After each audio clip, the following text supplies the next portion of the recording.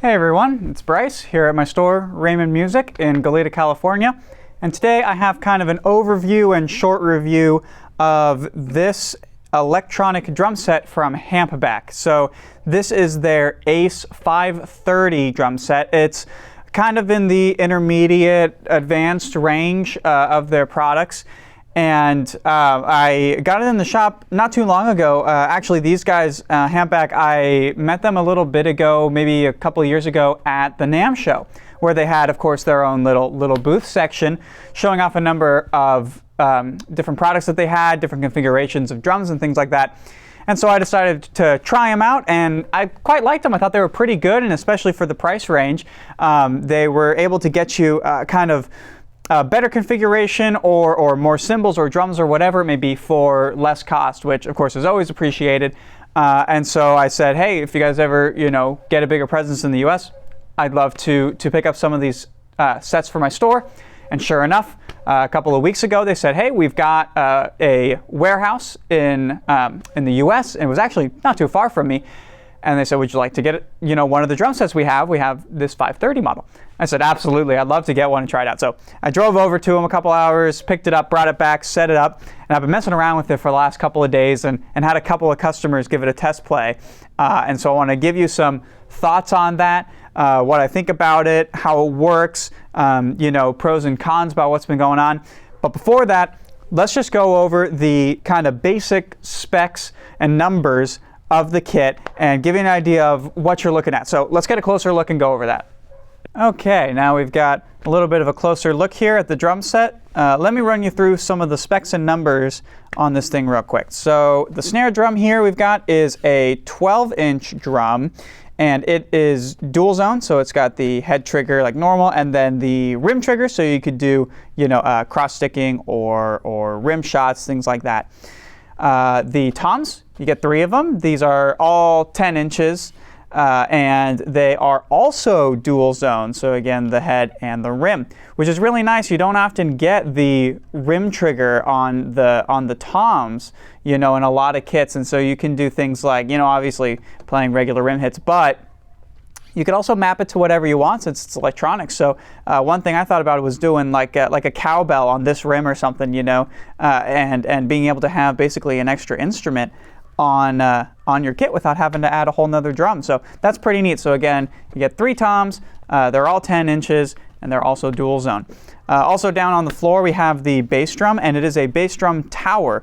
So it actually is a pad that's up its own little configuration and uses a real bass drum pedal, which is great. You get much better feedback. It's much more realistic, and you get practice with an actual bass drum pedal and beater versus some of the cheaper ones that just have a pedal that clicks up and down. This is a great upgrade, and it's kind of the standard configuration for a lot of these kind of intermediate advanced kits to have this kind of bass drum tower. The actual playing surface on that is about 5.5 inches or so. So it's definitely works for a single pedal, and I checked with my double pedals that I had here. I measured them, and it looks like you can fit a double pedal just fine, no problems. There's plenty of space for that. So that's really nice to see. In terms of cymbals, we have our hi-hat, and if you could see in the wide shot that I had earlier, this is actually a 2-piece hi-hat. So there's a top and a bottom, and it's on a real hi-hat stand, which is great. You get much better feedback, much more realistic playing. Again, you're using a real hi-hat stand with these. It's not just a pedal and a cymbal. So in terms of this one, we have our top cymbal that you actually hit. This is a 12-inch cymbal, and it's dual zone, so it's got the edge and the bow. And then the bottom half is just a piece of plastic that sits on the stand and houses the trigger that actually moves up and down when you actuate it. And so that's this section here. The other 2 cymbals are also 12-inch. These ones are dual zone, so they have, again, the edge and the bow. And they're also chokeable. So you can hit them and grab them, and it'll kind of choke off the sound, which is really nice to see. That's a cool feature. So again, these are both 12 inches as well, and dual zone. Over here, we have our ride cymbal, and this one again is also chokeable, so you could grab it to choke it. And it's 3 zones, so you've got edge, bow, and bell. So you get your bell sounds on the ride here, which is really, really cool. You get a triple zone ride. All right, so that's kind of our basic specs. Now let's take a quick look at the drum module, and I'll give you a quick run through of that. Okay, so here we have our drum module. This is the brains of the operation. You know, it's got all your sounds, all that jazz. So I'm just going to give you kind of a basic overview of a couple of key features on this thing. I believe Hampback actually has their own video where they go more in depth into the module and all that kind of thing. So I'm just going to give you some of the highlights.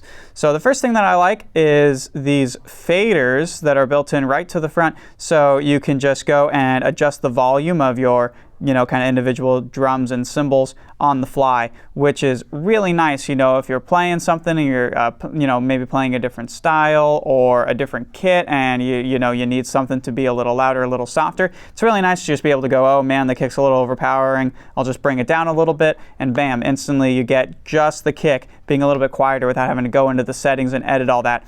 This is really nice to see. So big fan of having the faders just right here, nice and accessible, easy peasy. That's really awesome. You've also got your song settings over here. So they have some, like click tracks built in and some things that you can play along with and stuff like that. So that's kind of cool to see, so that's these controls right there. Over here you have your general navigation. Of course, you've got your, directional pad and a couple of other buttons. So that's just generic navigation for the, for the settings in here. Big knob right here, this guy. I really like the look of this. The finish that they have on this looks pretty sweet. So this is the main knob that you use for switching between all of your kits and everything. So it's nice that it's just nice and accessible, and also looks really cool. I think that's kind of a bonus to just flip through your main menu of drum kits. And then of course at the top of that we have our volume controls. So master volume for the kit itself. Aux in, so if you have something plugged in, like your phone through the aux jack, the headphone jack, you can adjust the volume of that individually. And then for headphones, so again, it does have also has a headphone out port so that you can wear headphones and play. And so you can adjust the sound to your headphones individually as well. In the menus, we've got a couple of things. Of course, we have our kits, lots of kits. I believe there are 52 pre-programmed kits and 20 open slots for you to configure your own. So plenty of stuff. I'll be showing off some of these a little bit later on, but all sorts of different kit configurations for you to play around with.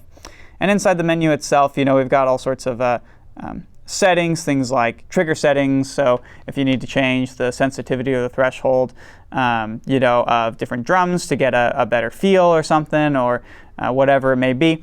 Of course, you have all these options in here. You can configure that. MIDI settings for configuring MIDI out to, say your computer, whatever it may be. The mix settings, so these are some different sounds and things like that, different effects like reverb, so that you can change kind of the way that the drum sounds. So that's kind of nice to see some configuration there. Effects kind of similar, where it's got different tone settings basically for each drum, so you can really fine tune that. That's really cool to see. Utilities is your basic reset and stuff like that. But also I wanted to highlight that Bluetooth. So the other cool feature is that it has Bluetooth connectivity, so you could connect your phone to this and then play along to a song off of your phone, which I think is really cool. I always like to do that, because it does have a headphone aux cable ability to port for that to plug your phone in that way, but many phones don't have that port anymore. So if you don't have a headphone jack on your phone, you can connect it with Bluetooth and still play along to songs from your phone, which is really nice and handy. And then also hi-hat settings is probably the other important one here.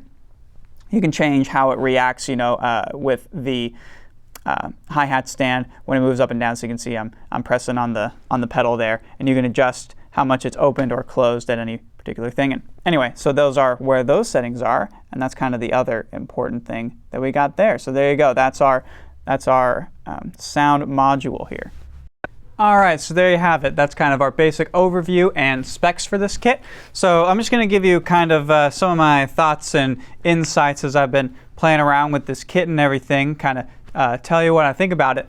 So first off, some of the good things about this, some of the pros of this kit. First off, the price. So I know I haven't mentioned this yet, but the price is $1,200 US, around that. So this is really a lot of hardware that you get for that price. There's not really many options in general, kind of in the $1,200 range, for electronic drums.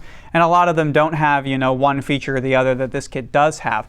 So this is really a sweet setup for that price.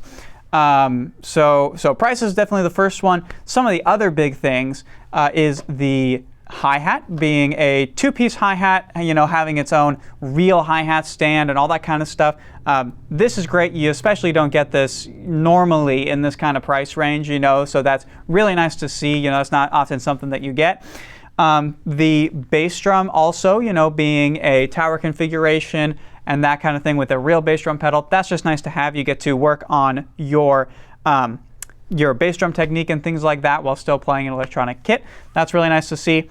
Having a 3-zone ride, that is actually fairly common in this kind of price range around there, but still really nice to see because you don't always get that. Great to see a triple zone ride. The other thing is just kind of a pro of having an electronic kit in general is being able to play quietly. So this is more of a general upside for having an electronic kit. That's actually why a lot of people end up getting these, at least from the customers that I see come in the shop, is because oftentimes they have an apartment or they live in a dorm room or something, and they aren't able to have a full acoustic kit, and they need something they would like to still practice on. A lot of them will end up getting an electronic kit, or even just the other thing I see is for kids. They want to start out, but getting an acoustic kit, even a cheap one, is fairly expensive. You get cymbals and all that stuff, and they don't always sound that great. Well, this way, your kids or student or whatever, you can learn on it without having to, basically bother everybody else with the sound of drums. It's much quieter, in that respect. And so that's just kind of for general electronic drums, that's a big plus. But anyway, something I thought I'd mention, that's one of the main reasons a lot of people get these kits. So that's really great as well. In terms of the cons, kind of the downsides, drawbacks, luckily there aren't very many. One small one might be that, maybe the snare drum is a little bit small. A lot of people like the full-size 14-inch. Again, I think that's really, personal preference. I don't really mind. I played it and didn't have an issue, but some people who play 14-inch drums a lot, might find that to be kind of a personal preference thing. The ride being only 14 inches is, again, mostly personal preference, but it would be really nice to see like a 16-inch or something a little bit closer to a real ride cymbal size. So again, that's mostly personal preference. After I played it for a couple of minutes, I totally got used to it. Like I didn't even notice, So again, just something to consider, but I still think it's totally fine. It's not really a downside on that. The other small thing would be the sounds built into the module. They're okay. They're totally usable, but they're not fantastic. And to be fair, that's the case for the majority of modules out there. A lot of them don't have great sounds, especially again in this kind of $1,200 price range around there. Most of the kits that you get won't have super great sounds. So that's not so much a downside. And on that note, I really think the sound should be completely out of the equation if you're thinking about something like this. Really, what I think the thing to do is to buy the kit almost exclusively for the actual hardware that you get, because this has a USB port, so you can connect it to your computer.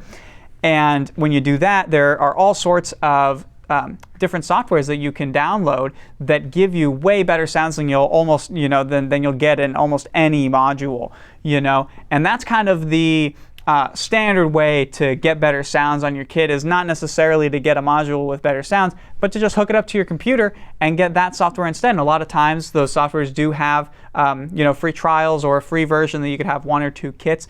And so I would hook it up to something, there's EZDrummer or Superior Drummer, Steven Slate drums, Addictive drums. Again, there's a number of different software that you can download, and that I think is really the value proposition that you get here.